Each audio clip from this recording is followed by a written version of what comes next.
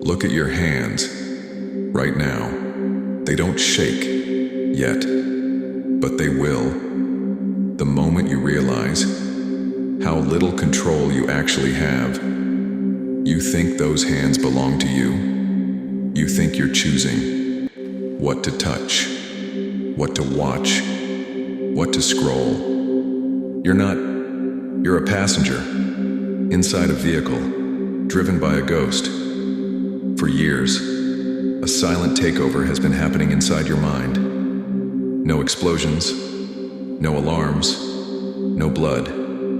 Just a slow death of ambition, one scroll at a time. Every time you chose comfort instead of discipline, every time you reached for your phone instead of your future, you gave away another piece of your freedom. And now, you're closer than ever to losing everything. Your focus, your confidence, your potential. But what if you could take it all back? Not next year, not next month, not tomorrow. Right now. Welcome to the 72-hour brain hijack. Your brain hates sudden change. The moment you remove easy dopamine, it panics, it fights back, it lies, it creates excuses. That's why most people fail. Not because they're weak, because their brain has been trained to worship comfort. Forget 30-day transformations. Your mind will try to defeat you long before that. Real change begins with 72 hours. 3 days, no negotiation, no escape.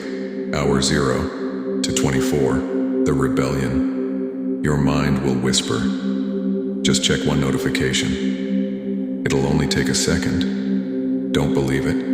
Weakness always sounds reasonable. Hour 24 to 48, the chemical winter. Everything feels empty. The silence becomes heavy. Your brain isn't broken. It's starving for the dopamine you taught it to expect. Then, hour 36 arrives. The breaking point.